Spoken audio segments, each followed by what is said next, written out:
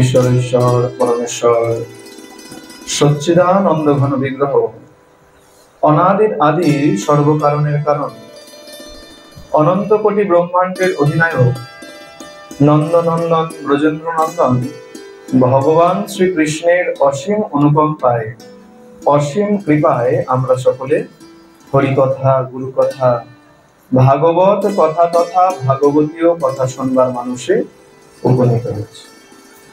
আর আমরা এক বিশেষ মুহূর্তে এসে উপস্থিত হয়েছি। দেখুন, আমরা এখনো সাজো সাজো ভাব হয়তো হয়নি সবার। কোন তিথি আছে? জন্মাষ্টমী। আচ্ছা, আমাদের যারা এখানে উপস্থিত আছি বা যারা উপস্থিত নেই তার কিছু অংশ সেজেছি আর কিছু এখনো সাজিনি। আর প্রকৃতি দেখুন আগে থেকেই সেজে বসে আছে, দেখেছেন তো? বৃষ্টি শুরু হয়ে গেছে। কেন? ভগবান যখন এসছিলেন তখন কেমন ছিল প্রকৃতি? ঠিক এমনই ছিল। তার প্রকৃতি মা কিন্তু আগে থেকে সেজে গুজে রেডি। আমরাই এখনো লেট আছি। প্রেমসে বলো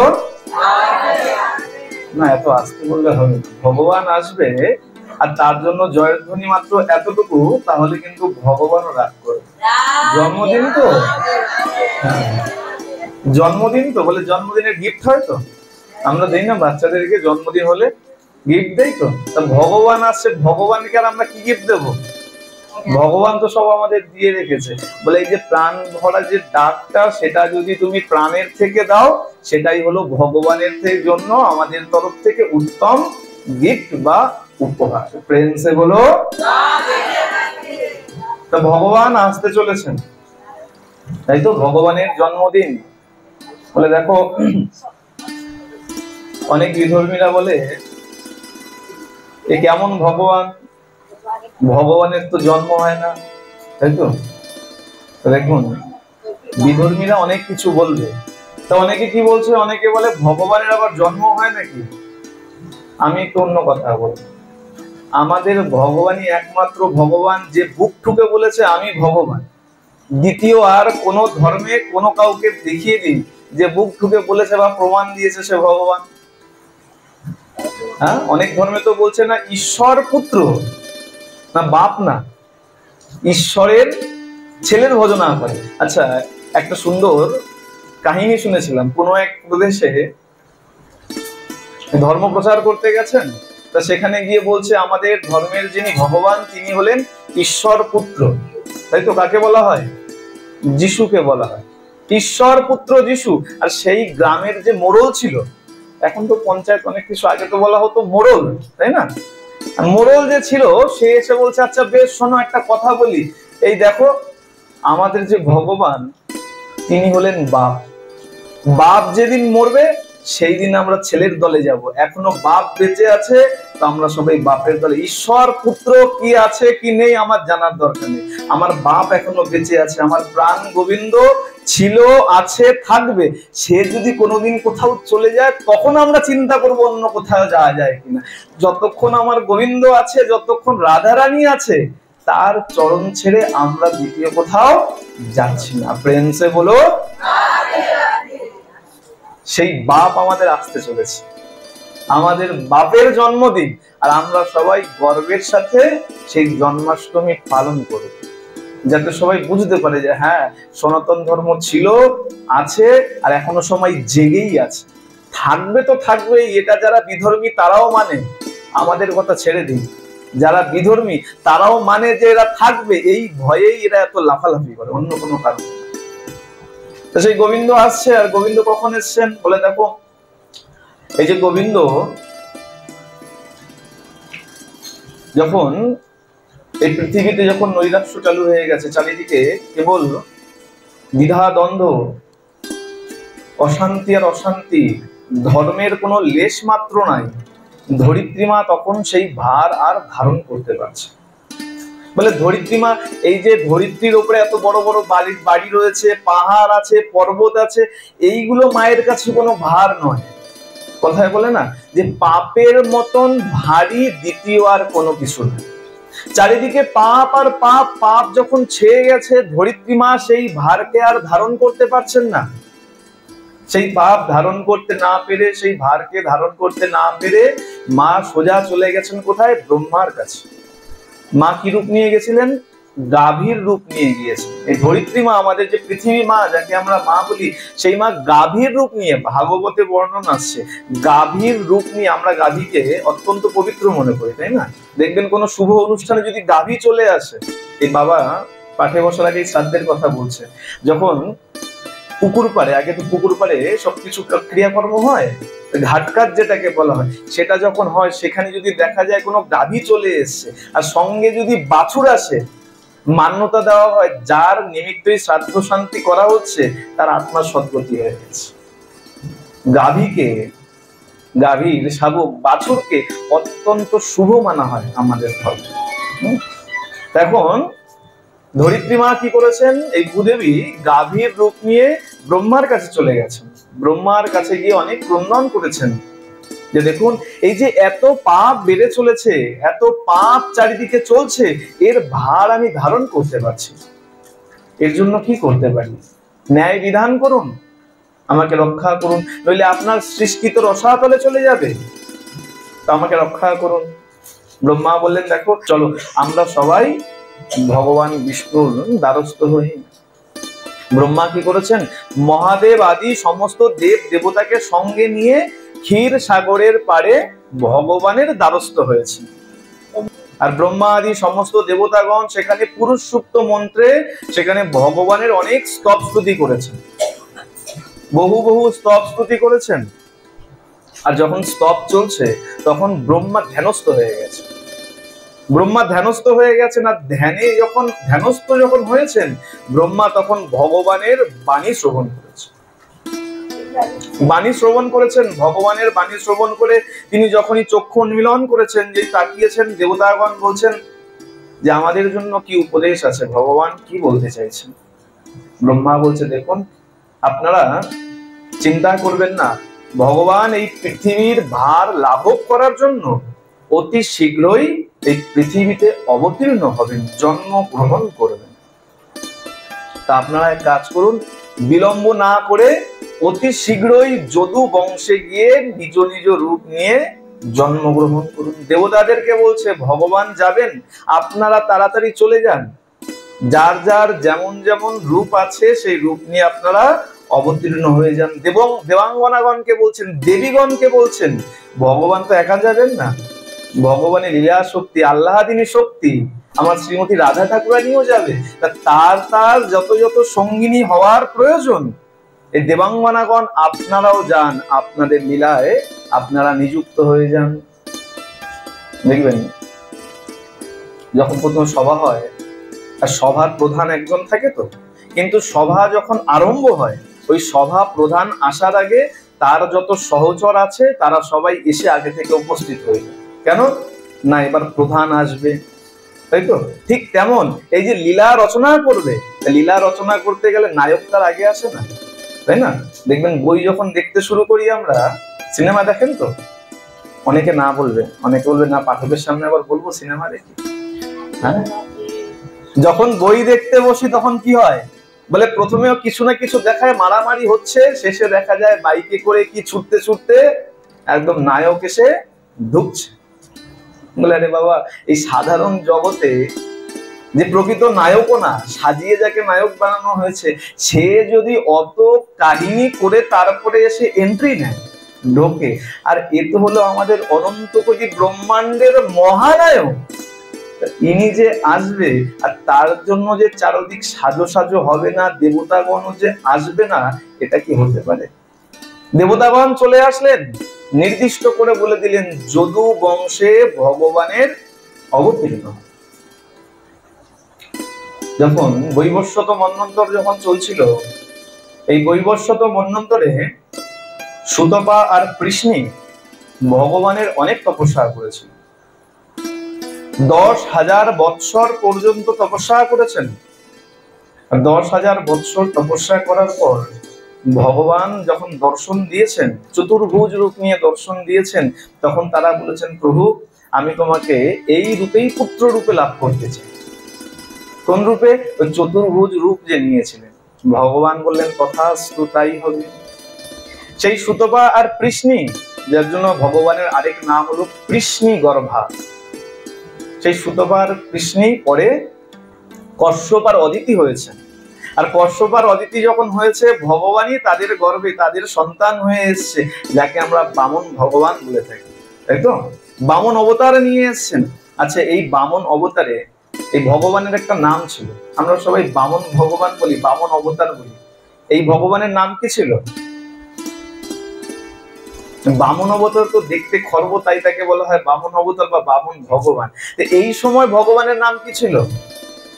এই সময় ভগবানের নাম ছিল উপেন্দ্র।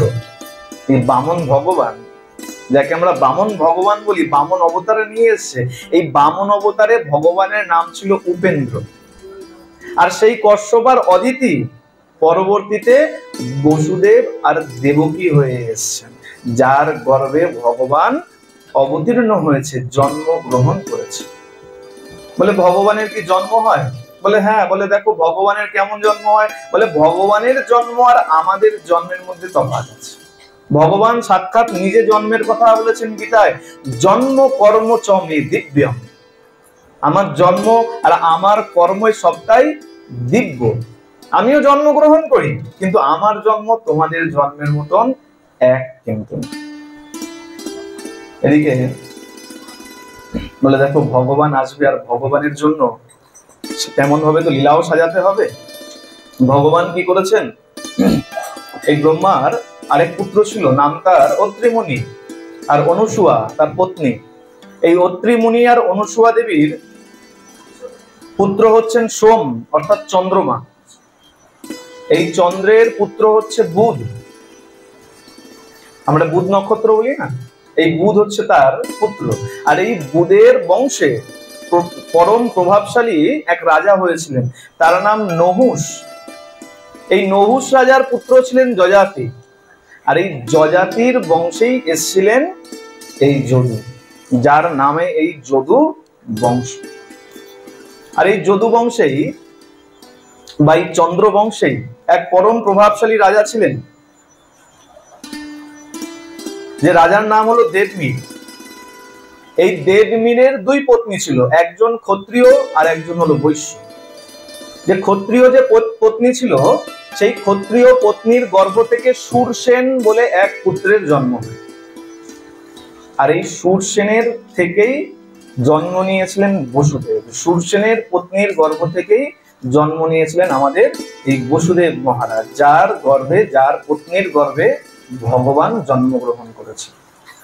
এই বসুদেব উগ্রসেনের ভাই দেবক, এই দেবকের কন্যা দেবকীর সঙ্গে তার পরিণয় হয়, বিবাহ হয়। বিবাহ হয়েছে মহাসভা সারা বিশাল আড়ম্বর করে, ধুমধাম করে সেখানে বিবাহ হয়েছে। বলছে দেখো এমন বিবাহ হয়েছে, 15 দিন সেখানে বিবাহের আনন্দ চলছে। আমাদের এখানে আনন্দ কতদিন হয়? একদিন দুদিন বড়জোর, তাই তো? বলে তাও তো আনন্দ হয় না। আমরা কি করি? বলে বিয়ের মণ্ডপে যখন বিবাহ হয়, ওই মণ্ডপে বাড়ির লোক ছাড়া আর কাউকে তেমন খুঁজে পাওয়া যায় না, তাই তো? যারা যারা যায় কি করে? খাওয়া দাওয়া হয়েছে, মানে এবার চলো বাড়ি যাই।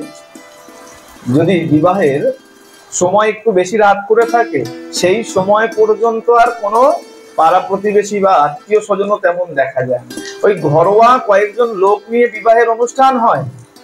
আর এই দেবকের কন্যা দেবকীর সঙ্গে যখন বসুদেবের বিবাহ হয়েছে, বলে 15 দিন পর্যন্ত সেখানে আনন্দ চলছে। আর এই আনন্দের পর যখন কন্যাকে বিদায় জানানো হয়, সেই ব্যথার মুহূর্ত যখন এক পিতা নিজের সর্বস্বরূপী কন্যাকে বিদায় জানাবেন, সেই সময় এক রথের আয়োজন করা হয়েছে। রথ প্রস্তুত হয়েছে, সুন্দর রথের মধ্যে ওই বসুদেব আর দেবকী উঠে বসেছেন। যখনই রথ চলবে, আর তখনই উগ্রসেনের পুত্র কে ছিল? কংস। কংস এসে সারথীকে নামিয়ে দিয়েছেন, নামিয়ে দিয়ে নিজে উঠে বসেছেন। কেন না? বোনকে আমি বিদায় জানাবো। বোনের সঙ্গে বলে ভাই বোনের একটা মধুর সম্পর্ক থাকে, তাই না? এই কিছুদিন আগেও রাখির উৎসব গেছে না, যদিও এখন এই রাখির কোনো মানে নেই। তাই না? এখন রাখি মানে শুধু একটা সুতোর বন্ধন হয়ে গেছে। তাই যদি না হতো, তাকিয়ে দেখুন চারিদিকে কি সব ঘটনা ঘটে চলেছে একের পর এক। আরজি কর তো ছেড়ে দিন, তারপরেও এই আসাম আরো কত কত জায়গায় জঘন্যতম ঘটনা আমাদের চোখের সামনে ভেসে উঠছে। আমরা কেউ মানুষ নই, আমরা সব মানুষ রূপী সব জানোয়ার ছাড়া আর কিছু নেই। আমাদেরকে মানুষ বললে মনে হয় মানুষদেরকে অপমান করা হয়। আমাদের মানসিক প্রবৃত্তি এত নিচে নেমে গেছে, আমরা খারাপ কাজ করতে গিয়ে একবারও চিন্তা করি না যে আমরা কোন দিকে যাচ্ছি, কি কার্য করছি। সেই রাখির কথা ছেড়ে দিন, ভাই বোনের সম্পর্ক অত্যন্ত মধুর সম্পর্ক ছিল। আজকে কংস উঠে পড়েছেন। আচ্ছা, কংস এরকম নিষ্ঠুর চরিত্রের কেন? কংসের পিতা, তার নাম কি? উগ্রসেন। তিনি ভোজরাজ, অত্যন্ত মিষ্ট স্বভাবে, সাধু স্বভাবে। তার পুত্র এমন কেন হলো? বলে তার পুত্রের জন্ম তার ঔরসে নয়।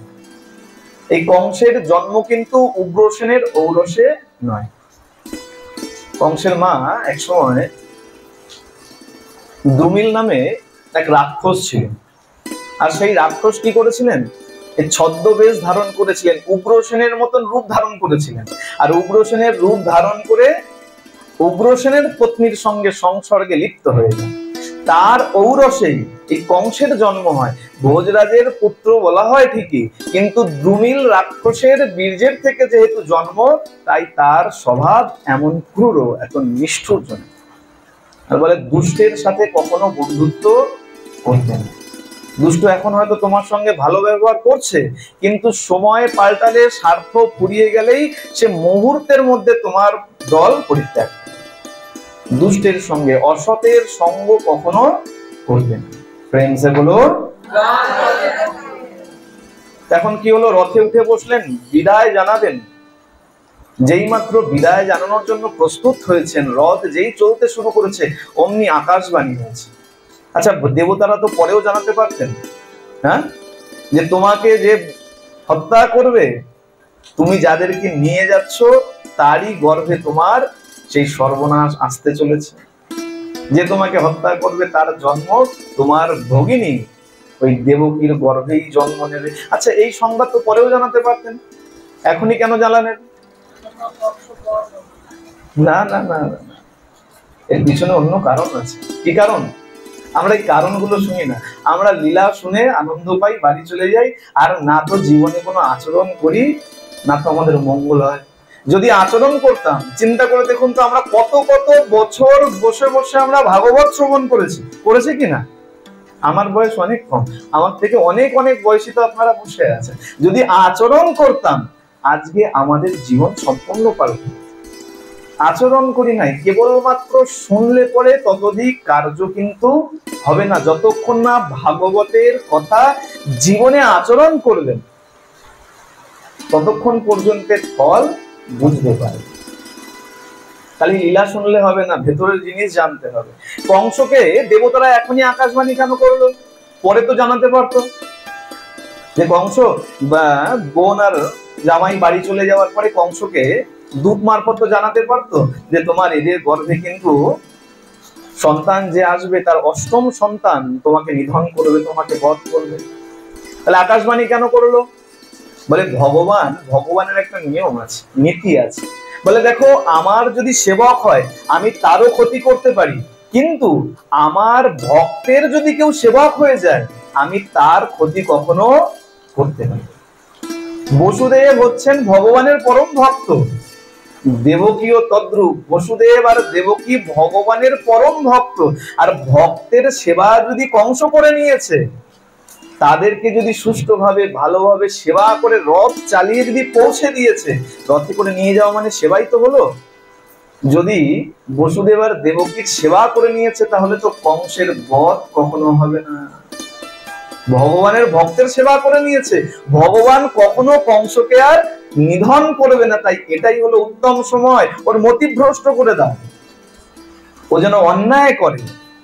সেই কারণে কি করলেন? আকাশবাণী হয়ে গেল। আর শোনা মাত্রই কংস তরবারি বের করে নিলেন, আর দেবকীর চুল এক হাতে ধরে নিলেন, বধ করে দিলেন।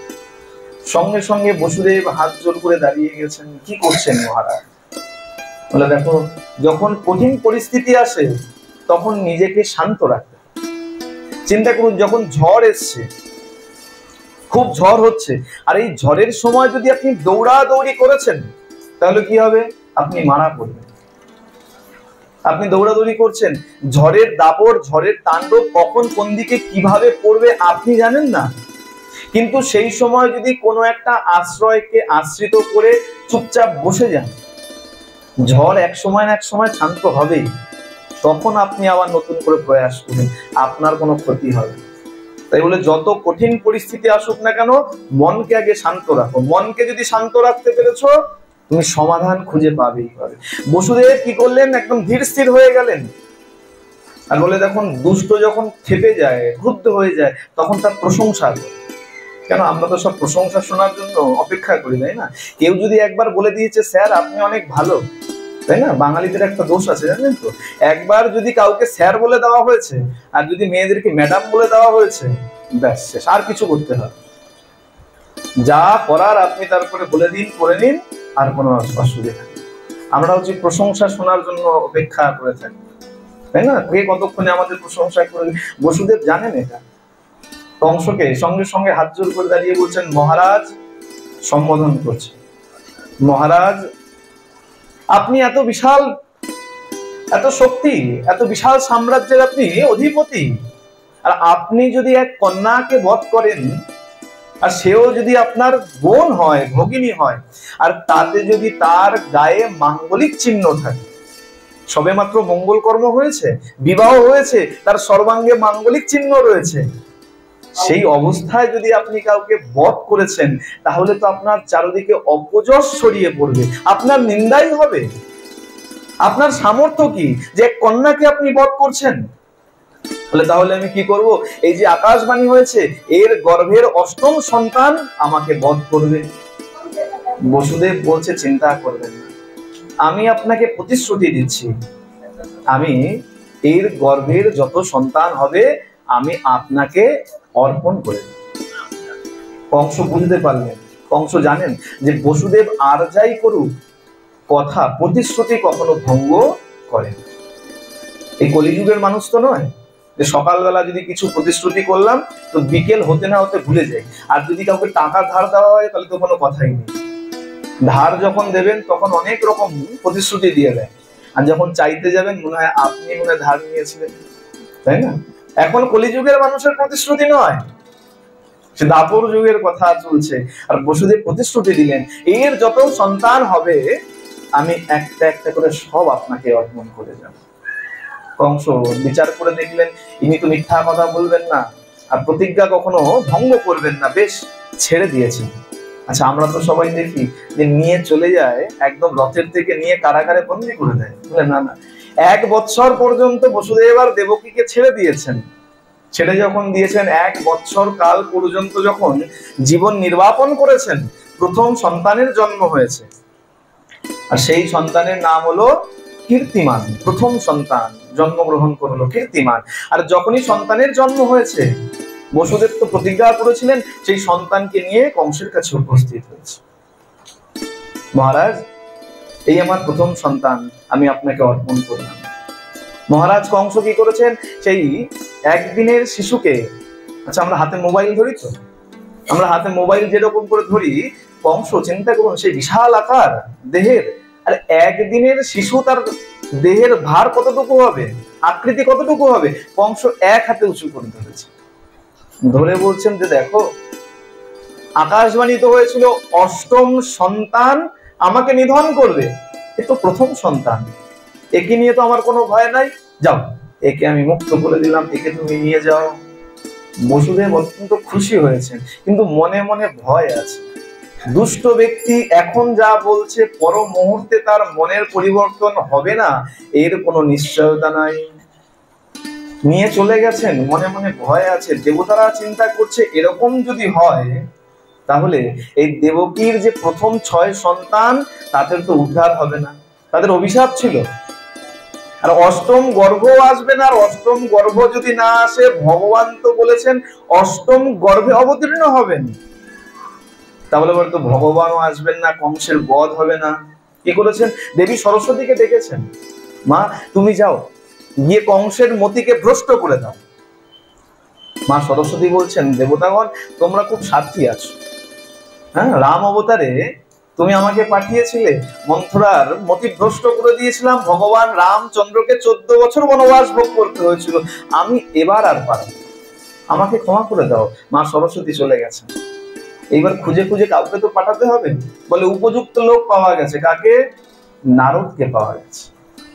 নারদ তো সব জায়গায় প্রস্তুত আছে, যেখানে সামান্য ঘটনা ঘটেছে তো তাকে বড় করে দিয়ে এসছে, বলে এই নিয়ে হলেন একদম উপযুক্ত লোক। নারদকে পাঠিয়েছেন। নারদ এসছেন কংসের কাছে, কংস তোমার মতন দ্বিতীয় আর একটি মূর্খ আমি দেখি নাই। মহারাজ কংস এই প্রথম কটুবাক্য শুনলেন। কেন? বলে দুষ্ট লোককে আমরা কখনো কটুবাক্য বলি না। আপনি যদি জানেন আপনার বাড়ির পাশের লোকটা চোর, আপনি জেনেও কিন্তু তাকে বলবেন না সে চোর। কেন? বলে আজকে চোর বললে কালকে আমার বাড়ি চুরি করবে, আমারই ক্ষতি করে দেবে, তার থেকে ভালো ভাই তুই অনেক ভালো থাক, তুই খুব ভালো। আজকে নারদ এসে সোজাসুজি কংসকে বলছে, কংস তোমার মতো দ্বিতীয় মূর্খ আমি দেখি নাই। বলে কেন? কি এমন দেখলেন দেবর্ষি আমার মধ্যে? বলে দেখো, এই যে দেবতাগণ অত্যন্ত ছলনায় প্রটু, ছলনায় প্রবীণ, তাদের সঙ্গে ছলনায় পারবে না। এই যে দেবকীর প্রথম সন্তান জন্মগ্রহণ করেছে, তুমি তাকে ছেড়ে দিলে কেন? দেবর্ষিপাদ, কথা তো আছে, দৈববাণী আছে, অষ্টম গর্ভের সন্তান আমাকে বধ করবে। এ তো প্রথম গর্ভের সন্তান, এ আমার কি ক্ষতি করবে? এ তো অষ্টম গর্ভ নয়।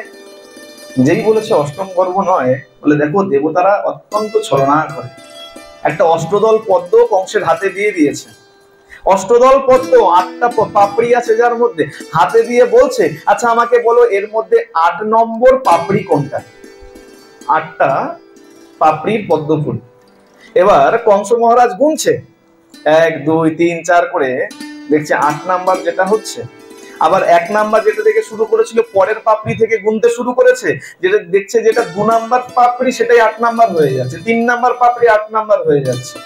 যদি গোল কিছু থাকে, যদি আমি এরকম গোল করে ধরি, এইটাকে 1 থেকে গুনতে শুরু করলে 1 2 3 4 5, আবার যদি এইখান থেকে গুনতে শুরু করি তাহলে এইটা 5 হয়ে যাবে। এক দলে যে কোনোটাই 5 হতে পারে, অষ্টদল পাপড়ির যে কোনোটাই 8 হতে পারে, যে কোনো পাপড়ি 8 হতে পারে। কংস মহারাজ বুঝতে পারলেন, বলে দেখো এর দেবতারা অত্যন্ত ছলনায় পটু।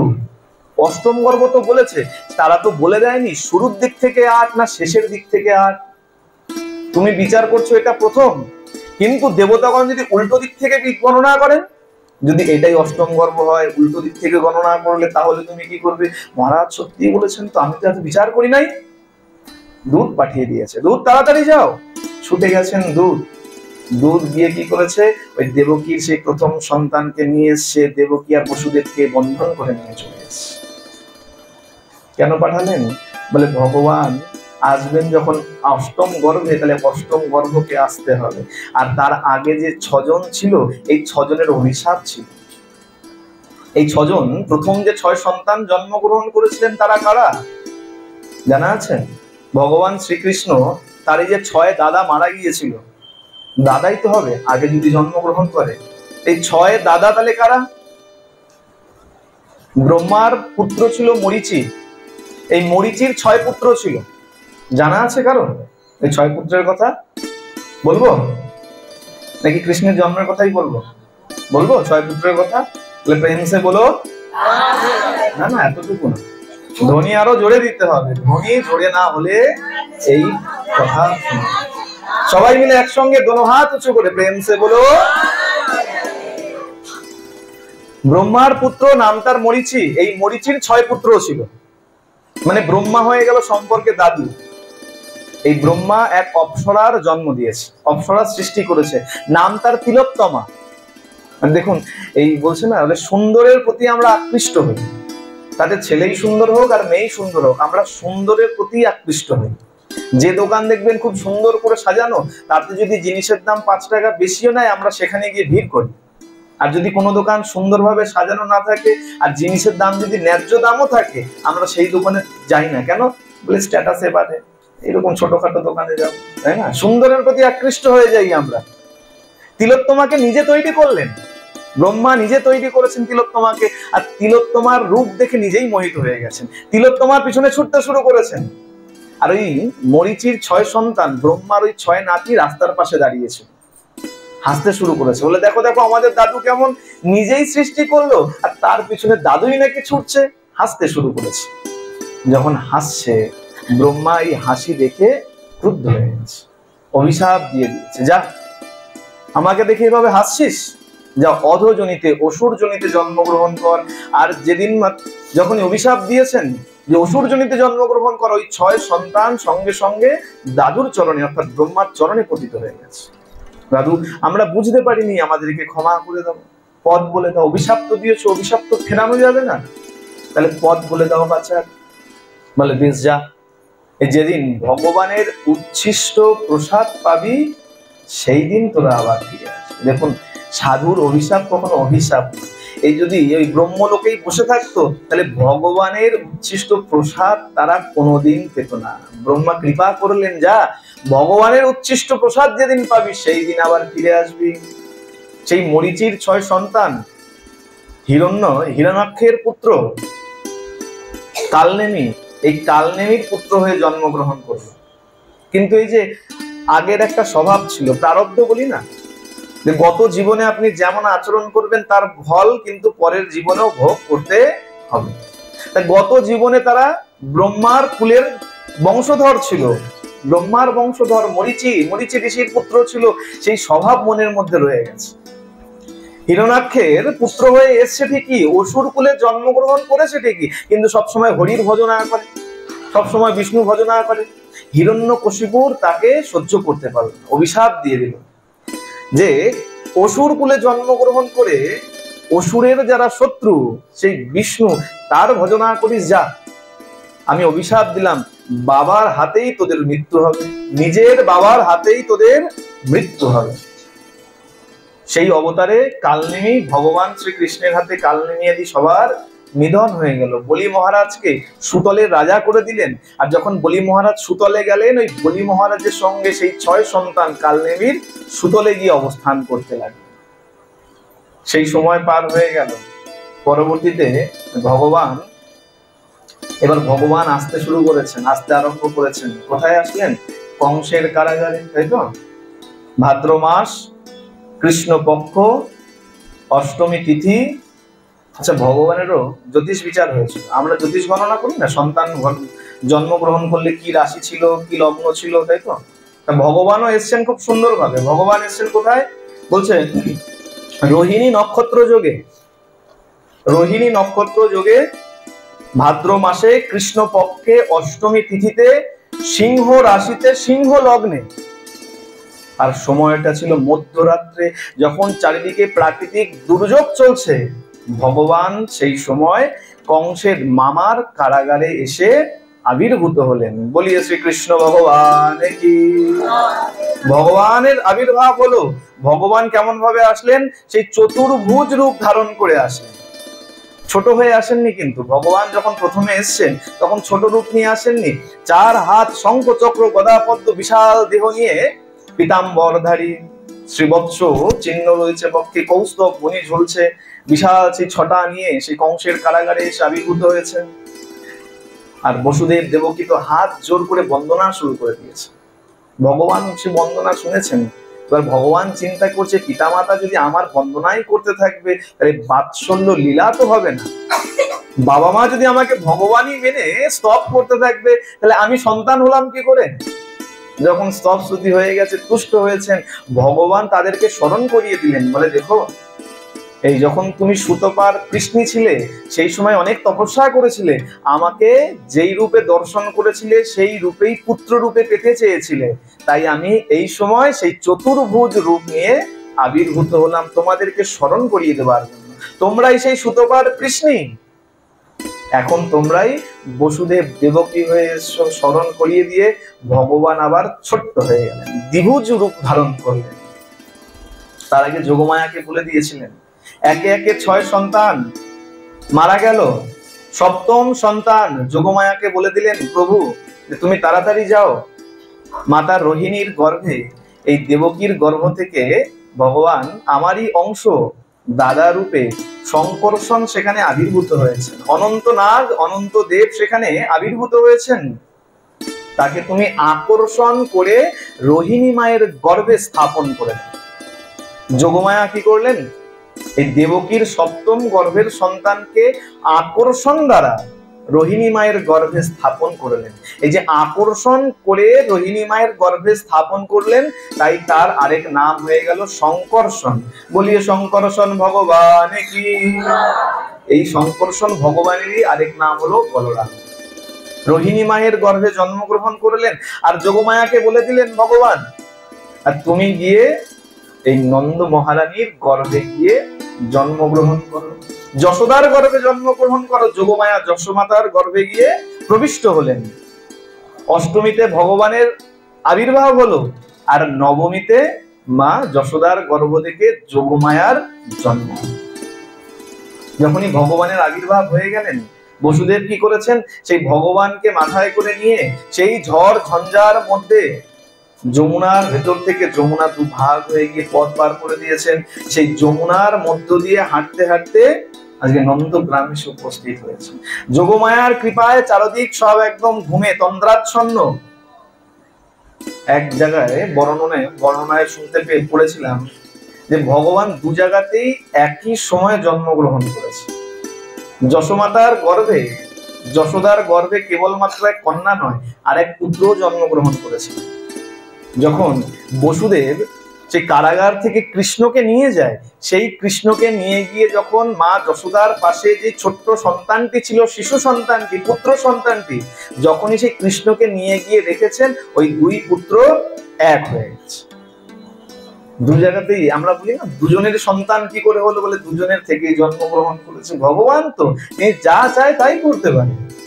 সেই দুই সন্তান একত্রিত হয়ে গেছে। না, যে কন্যা সন্তানটি ছিল তাকে নিয়ে চলে গেল। চলে গিয়ে যখনই কারাগারে ঢুকেছেন, কারাগারে ঢুকতেই আবার যেরকম আগে ছিল আগের মতো, হাতে কড়া পড়ে গেল, বেরি পড়ে গেল, পায়ে বেরি পড়ে গেল, দরজা সব বন্ধ হয়ে গেল।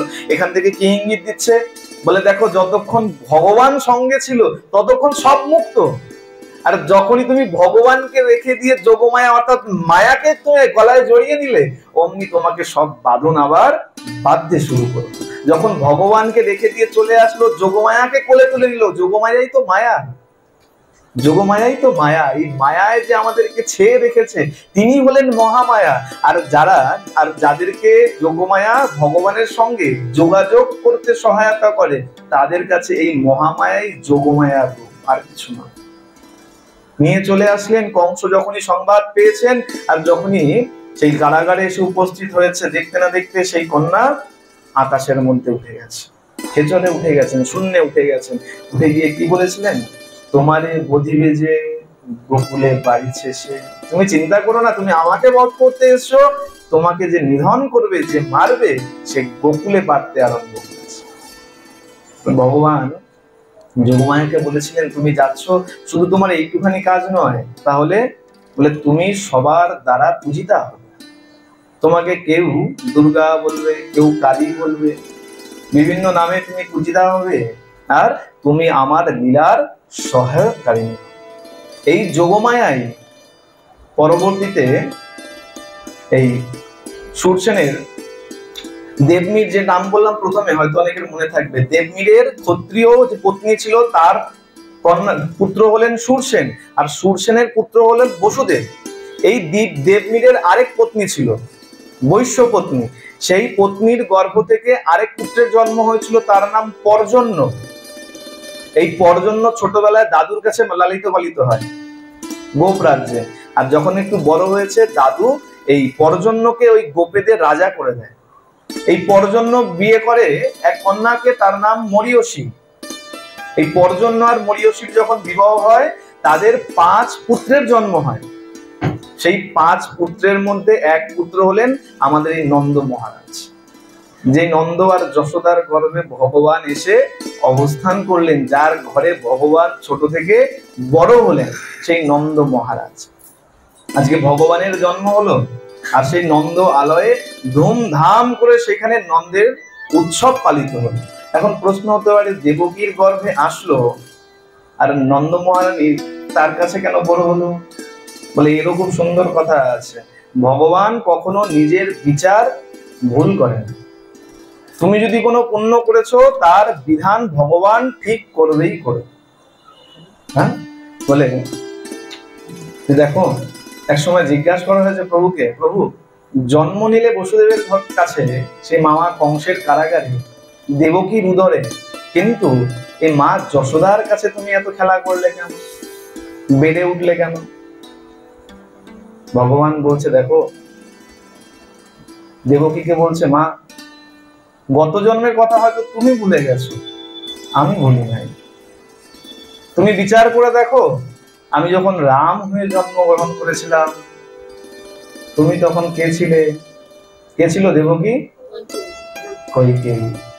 তুমি আমার মা কৌশল্যাকে 14 বছর আমার থেকে সরিয়ে রেখেছি, তাই এই লীলাতে আমি তোমার থেকে সরে থেকে সেই হিসাব নিকাশ চুক্তা করে জন্মগ্রহণ করলেন, তপস্যা করেছিলেন।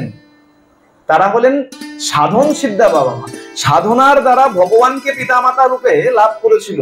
কিন্তু নন্দ আর যশোদা হলেন নিত্য সিদ্ধা বাবা। ভগবান যখন যখন যেখানে যেমন ভাবে জন্মগ্রহণ করেছেন, যেমন ভাবে লীলা করেছেন, এই নন্দ যশোদাই বারবার পিতামাতা হয়েছে, তাই তারা হলেন নিত্য সিদ্ধা পিতামাতা। আর বসুদেব আর দেবকী হলেন সাধন সিদ্ধা পিতামাতা, সাধনার দ্বারা অনেক তপস্যা করে ভগবানকে পুত্র রূপে লাভ করেছিলেন। ওই যে 14 বছরের একটা হিসাব ছিল, ভগবান এই লীলায় এসে সেই 14 বছরের হিসাবকে চুক্তা করে দিলেন। ভগবান কখনো কারোর প্রতি অন্যায় করেন। তাতে তুমি বড় ধর্ম করো কি ছোট ধর্ম করো, তুমি যেমন পুণ্য করবে পুণ্যের ফল ভগবান তোমাকে ঠিক ঠিক প্রদান করবেই করবে। দেবকীর কাছে যখন ফিরে আসলেন বড় হয়ে কৃষ্ণ, মাতা দেবকী বলছে আমি জানি তুমি ভগবান। আচ্ছা, নন্দ আর যশোদা কিন্তু কোনোদিন এই বিচার তাদের মধ্যে আসেনি যে এই পুত্র আমার ভগবান। যদি সেই বিচার আসতো তাহলে কোনোদিন ভগবানকে দড়ি দিয়ে বাঁধার চেষ্টাও করত। কোনোদিন ভগবান জ্ঞান যদি চলে আসতো, কোনোদিন গোপালের কান ধরে টানতে টানতে নিয়ে আসতো না। যদি ভগবানই মেনে নিত, লাঠি নিয়ে মা যশোদা কখনো গোপালের পিছনে ছুটতো না, বাৎসল্য রস কিন্তু আসতো না। প্রেম সে বলো। কিন্তু বসুদেব আর দেবকীর মধ্যে এই জ্ঞান ছিল, এই যে পুত্র, এই পুত্র আমার ভগবান। কোথা থেকে পাওয়া যায় প্রমাণ? যখন ফিরে গেছেন, যখন কংস বধ হয়েছেন, উগ্রসেনকে মুক্ত করে দিয়েছেন নন্দ যশোদা, বসুদেব আর দেবকীকে মুক্ত করে দিয়েছেন। দেবকী একটা প্রশ্ন করেছেন, ভগবানকে একটা কথা বলেছেন, বলে দেখ দেখ পুত্র, আমি তো জানি তুই ভগবান, তুই যখন ভগবান তাহলে একটা কাজ করবি। বলে কি মা বলো? বলে তোর আগে আমার যে 6টি সন্তান মারা গেছে, আমি তাদের একবার দর্শন করতে চাই। বলে মায়ের মমতা, মা যেখানেই থাক, সন্তান তাকে যতই কষ্ট দিক না কেন, মা কখনো সন্তানের কুচিন্তা করতে পারে না, কোনোদিন পারে না। সন্তান যদি মাকে বৃদ্ধাশ্রমে রেখে আসে, মা বৃদ্ধাশ্রমে বসে বসেও সন্তানের সুচিন্তা করে, কুচিন্তা কখনো করে না। এত বছর পার হয়ে গেছে, তারপরেও দেবকীর কিন্তু মন থেকে সেই পুত্রের কথা কিন্তু যায়নি। কৃষ্ণ এসে যখন দাঁড়িয়েছে, বলেছে একবার দর্শন করাতে পারবি? ভগবান বলেন অবশ্যই পারি।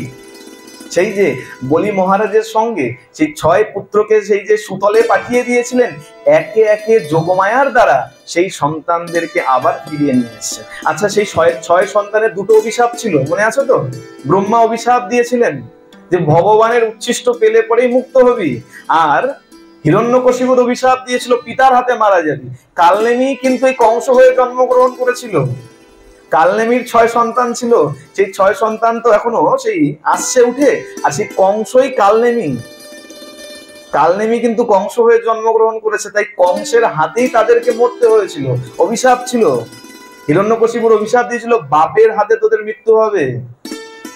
তুই অসুর কুলে এসে বিষ্ণুর আরাধনা করছিস, যা অভিশাপ দিচ্ছি বাবার হাতেই মরবি।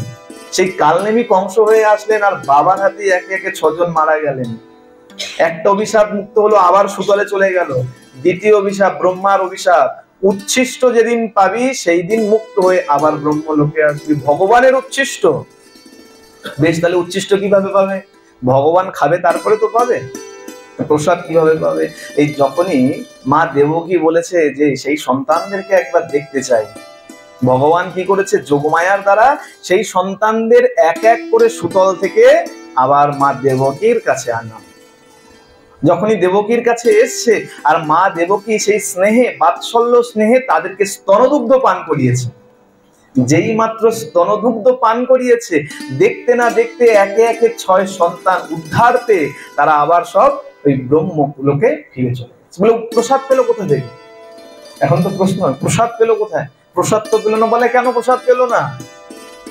ভগবান যখন জন্মগ্রহণ করেছিলেন তখনই তো মা দেবকীর স্তনদুগ্ধ পান করেছিলেন। আর ভগবান যেখানে মুখ দিয়ে স্তনদুগ্ধ পান করেছে সেই স্তনদুগ্ধই তো উচ্ছিষ্ট হয়ে রয়েছে। আর সেই উচ্ছিষ্ট স্তনদুগ্ধ যেই মাত্র এই 6 সন্তান পান করেছে, এই ব্রহ্মার অভিশাপ যে উচ্ছিষ্ট প্রসাদ পেলে তারপর তোদের মুক্তি হবে, যেই মাত্র স্তনদুগ্ধ, ভগবানের উচ্ছিষ্ট স্তনদুগ্ধ পান করেছেন, দেখতে দেখতে সেই 6 সন্তানের উদ্ধার হয়েছে। বলিয়ে ভক্তবৎসল ভগবান কি। এইভাবে ভগবান আসলেন। আর দেখুন, বলে এমন বসুদেব দেবকীর নাম কিন্তু ততোধিক কিন্তু নেওয়া হয় না। বলে মথুরাতেও ভগবানের সেই যে নন্দ উৎসব হয় সেখানেও কিন্তু কীর্তন করা হয়, নন্দ কি আনন্দ ভয় জয় কানাইয়া লাল। নন্দের কথা বলা হয়, বসুদেব দেবকীর কথা কিন্তু সেখানেও বলা হয় না। বলে দেখো, নিত্য সিদ্ধ যারা তাদের একটু খাতির আলাদা। ভগবানের যারা একনিষ্ঠ ভক্ত যারা, ভগবান তাদেরকে একটু স্পেশাল সিট দিয়ে রাখে। তাই বলে ভগবানের নাম সবসময় করতে থাকে। না জানি কখন নাম করতে করতে ভগবানের বিশেষ তালিকার মধ্যে তুমিও চলে যাবে, তা কিন্তু কেউ বলতে পারে।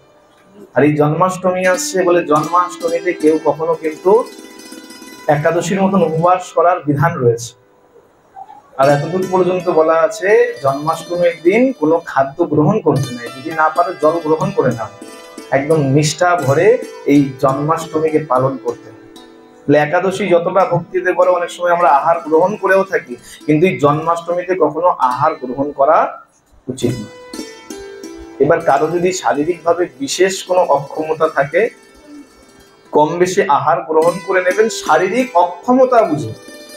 এটা নয় যে আমি গ্যাসের রোগী, আমাকেও খেতে হবে, না না না। একটা দিন তাদেরকে নিজেদেরকে সেভাবে ভগবানের জন্য প্রস্তুত রাখতে হবে। আর ভগবানের বলে দেখো জন্মদিন তো, এই জন্মদিনে ভগবান একটু আলাদা রকম খুশি থাকে। আর খুশির সময় দেখবেন মানুষ যখন খুশি থাকে তখন যদি দাঁড়িয়ে কিছু চেয়ে নিয়েছেন, মানুষ বিচার করে না, তাই তো? যখন খুশি থাকে, আনন্দ থাকে, অনেক আনন্দ আছে, তখন আপনি যা চান তাই কিন্তু দিয়ে দেন। আর ইনি হলেন ভগবান। জন্মদিন, তাতে আবার ভগবান একটু অন্য মুডে থাকবেন। আর এই মুডে যখন থাকবে, আর তখন যদি আপনি একটু উপবাস করে ভগবানকে আর একটু প্রীত করে দিতে পারেন, আর তাতে যদি আপনি একটু কৃপা চেয়ে নেন, ভগবান আপনাকে কৃপা করবে করবে করবে। প্রেম সে বলো তা আগামী। এবার এই বিষয়ে আর বিস্তারিত করবো না, সময় হয়ে গেছে। একটা ছোট কথা বলে দেবো যে জন্মাষ্টমী অনেকে বিচার করছেন সোমবার না মঙ্গলবার। প্রথম কথা বলবো, যার যার গুরুর বাড়ি থেকে যে যে নির্দেশ আছে সে আপনার গুরুর বাড়িকে অনুসরণ করবে। কোন মহারাজ, কোন পাঠক, কোন শেখর ভট্টাচার্য কি বললো সেই দিকে কান দেবেন না। প্রথম বিধান হচ্ছে আপনার গুরুর বাড়ি থেকে কি নির্দেশ আছে। যদি আপনার গুরুর বাড়ির নির্দেশ থাকে আগামীকাল জন্মাষ্টমী করার, অর্থাৎ সোমবার, তাহলে আপনার উচিত সোমবার জন্মাষ্টমী করা। যদি আপনার গুরুর বাড়ির নির্দেশ থাকে না মঙ্গলবার জন্মাষ্টমী, তাহলে মঙ্গলবার জন্মাষ্টমী করতে হবে। এটা গেল গুরুর বাড়ির সিদ্ধান্ত মানতে হবে, সবার জন্য এটাই কথা। বা শাস্ত্রের সিদ্ধান্ত বলি, যে শাস্ত্র সিদ্ধান্ত কি বলছে, কিন্তু মানবেন যার গুরুর বাড়ি যেটা বলেছে। শাস্ত্র সিদ্ধান্ত বলছে সপ্তমী বিদ্যা অষ্টমী কখনো পালন করতে নেই। আমরা করি না যে দশমী বিদ্যা একাদশী আমরা কখনো করি না। দ্বাদশী বিদ্যা যেটা হয়, আমরা দেখবেন অনেক সময় একাদশী নিয়ে এরকম থাকে, এই দিন করবো না ওই দিন। দেখবেন গোস্বামী মতে, বৈষ্ণব মতে সবসময় পরাহেটটা পালন করা হয়। কেন? বলে দ্বাদশী বিদ্যা, দ্বাদশী যুগটা যেটা, দশমী বিদ্যা যেটা সেটাকে ত্যাগ করা। ঠিক তেমন পদ্ম পুরাণ আদি বিভিন্ন পুরাণেই বলা আছে সপ্তমী বিদ্যা অষ্টমী কখনো পালন করতে নাই। তাই সবসময় এই সপ্তমী বিদ্যা যখন আছে, অনেকে আমরা বিচার করি এই মঙ্গলবার যে উপবাস করব, বৈষ্ণব মতে যারা পালন করবেন তাদের সবাইকে বলছি আমরা সবাই মঙ্গলবার দিন করব। যারা বৈষ্ণব মতে আছি মঙ্গলবার। এখন অনেকে বিচার দেয় যে না মঙ্গলবার তো মাঝরাতও পাচ্ছে না, অষ্টমীও তো কখন ছেড়ে যাচ্ছে, তাহলে কি করে হচ্ছে? বলে না দেখো ওই বিচার করলে হবে না, সপ্তমী বিদ্যা থাকলে পরে সেই অষ্টমীকে কখনো করতে নাই। তাই আমরা সোমবার ছেড়ে মঙ্গলবার দিন এই উপবাস করব আর ভগবানকে অভিষেক করব। এক। দ্বিতীয় কথা, অনেকে বিচার করি মাঝ রাতেই অভিষেক করতে হবে। কিছু আচার্যগণ বলে না মাঝ রাতেই করবে, ভগবান মাঝ রাতেই এসছে, খুব ভালো করুন, আমি তার কোন রকম বিরোধিতা করছি না, কিন্তু একটা বিচার একটু রাখতে হবে। এটা যারা করছেন আমি বিরোধিতা করছি না, করুন, কিন্তু আমার বিচার বা কিছু আচার্যের বিচার হচ্ছে, কিছু আচার্য বলেছেন আচ্ছা বেশ, তা তোমাদের বাড়িতেও তো কোনো সন্তান আছে যার রাত 12টার সময় জন্ম হয়েছে, আছে তো? এমন তো কেউ অবশ্যই আছে, এখানে না থাকুক কেউ না কেউ তো আছে রাত 12টার সময় তার ছেলে বা মেয়ের জন্ম হয়েছে। রাত 12টার সময় কি তার ছেলে বা মেয়ের জন্মদিন পালন করে? করে রাত 12টার সময়? ছেলেকে স্নান করায়, মেয়েকে স্নান করায়, রাত 12টার সময় কেক কাটে, করে? করে না। সন্ধ্যাবেলায় সব করে না, তাই তো? 7টা 8টা বাজলো, বন্ধু বান্ধব ডেকে বলে এখন তো ধর্মের বালাই নেই, আগে কি ছিল? যদি একটু পেছনে ফিরে যান, আর বেশি দিন না, 10-20 বছর যদি পেছনে চলে যান, আমারও ছোটবেলার কথা এখনো মনে আছে, বাড়িতে আগে পায়েস রান্না করে সেটা ভগবানকে ভোগ দিয়ে সেই পায়েস চামচে করে আগে বড় কেউ এসে মুখে দিত, আশীর্বাদ দিতেন। আর এখন বলে সেসব বালাই নেই, ভগবানের ভোগ তো ছেড়েই দাও, কেক নিয়ে আসলাম ফটাফট কাটো আর যাকে পারছো খাইয়ে দাও। একেও সবারটা সবাই খেতে নাই, এক কেকের টুকরো নিয়ে 5 জনকে খাইয়ে দিচ্ছে, তাতে কোনো বিচার নাই কে আমিষ খায় কে নিরামিষ খায়। শাস্ত্র পর্যন্ত বলা আছে উচ্ছিষ্ট কখনো এটো, একের এটো অন্যকে কখনো খেতে নাই। এখানে গুরুদেবের প্রসাদকে কিন্তু বিচার করবেন না। অনেকের মনে মনে এখন প্রশ্ন হবে এই গুরুদেবের এটো যে খাই, ওটা এটো নয়, ওটা প্রসাদ। এটো আর প্রসাদের মধ্যে ফারাক আছে, এটাকে বিচার রাখতে হবে। আসুন আমরা সবাই ধর্মের মধ্য দিয়ে জীবন যাপন করি। সন্তানেরও যখন জন্মদিন হবে সেটাও চেষ্টা করি কোনো মন্দিরে বা নিজের বাড়িতে ভগবানের প্রসাদ দিয়ে সেটাকে পালন করার জন্য। আর যখন জন্মাষ্টমী এসছে, ভগবানেরও জন্মাষ্টমী একদম ধুম মাচিয়ে আমরা সবাই এই জন্মাষ্টমীকে পালন করবো। কেন? যেন ভগবান প্রীত। যারা যারা চাইছেন সোমবার করবেন করবেন সোমবার, যারা যারা যাদের যাদের গুরুবারের নির্দেশ মঙ্গলবার, তারা মঙ্গলবার এই জন্মাষ্টমী পালন করবে। আসুন এই জন্মাষ্টমীর কথা বিস্তারিত করছি না, এখানে এই ভাগবতীয় কথার বিশ্রাম দিচ্ছি। শ্রী গুরু প্রেমানন্দে নিতাই গৌর সীতানাথ হরি হরি বল। শ্রী শ্রী সাধু গুরু বৈষ্ণব প্রেমানন্দে হরি হরি বল। শ্রী শ্রী রাধা গোবিন্দ প্রেমানন্দে হরি হরি বল।